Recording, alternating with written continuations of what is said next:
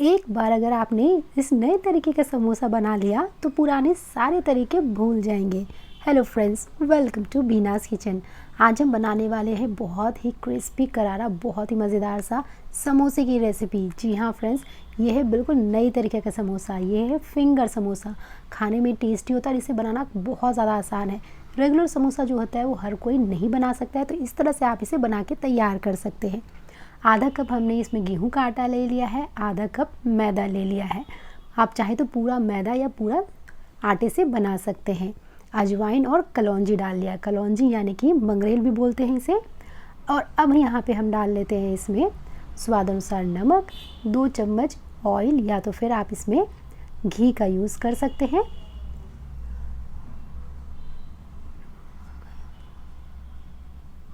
हाथ से इसे अच्छी तरह से इस तरह से मसल के हमें इसे मिला लेना है, ताकि जो ऑयल या घी है ना वो बिल्कुल अच्छी तरह से आटे और मैदे में मिक्स हो जाए। फ्रेंड्स, अब हम इसमें थोड़ा थोड़ा करके पानी डालेंगे और इसका डो लगा लेते हैं। तो थोड़ा सा सख्त ही इसका हम डो लगा के तैयार करेंगे।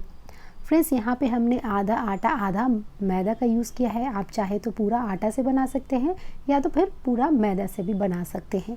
तो ये देखिए फ्रेंड्स, इस तरह से हम इसे अच्छी तरह से ना मसल के इसका डो लगा लेते हैं। ये देखिए, अब हमारा डो ये रेडी है। इसे अब हम 10 मिनट के लिए रेस्ट पे रख देते हैं।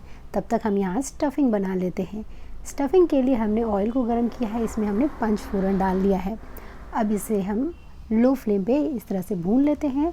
अदरक, लहसुन और हरी मिर्च का पेस्ट हमने इसमें डाल लिया है।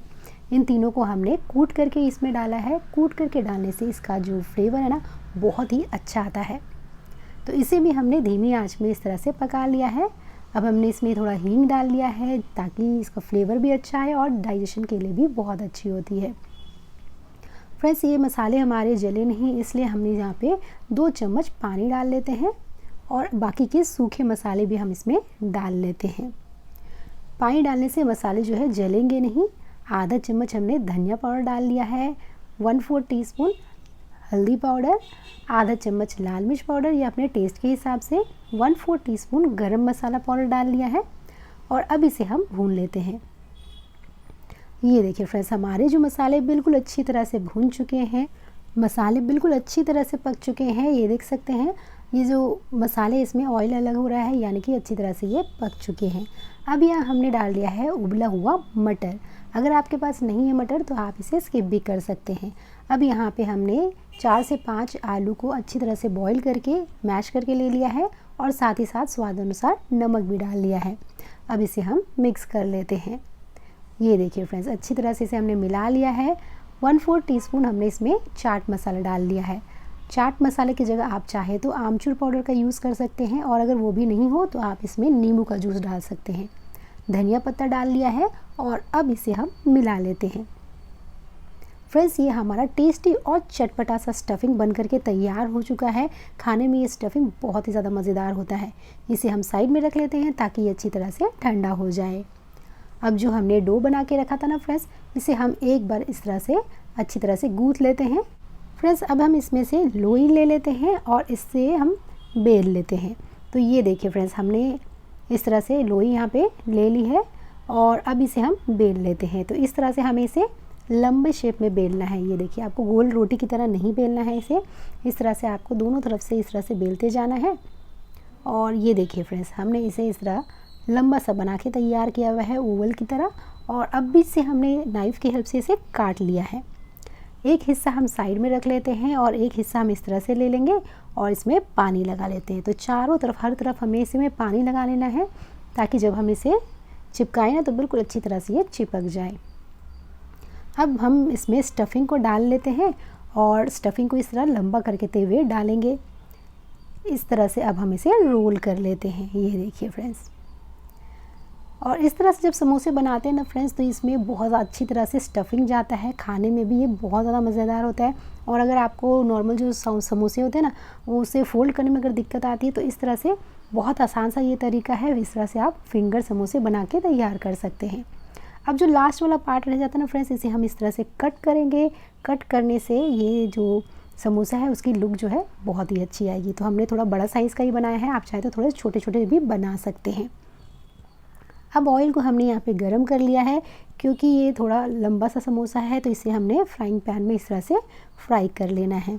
ऑयल जब मीडियम गरम हो जाए तो एक एक करके हम इसमें सारा फिंगर समोसा को डाल लेते हैं और इसे अब हम फ्राई कर लेंगे। हाई फ्लेम पे बिल्कुल भी फ्राई ना करें, वरना कच्चे रह जाएंगे अंदर से।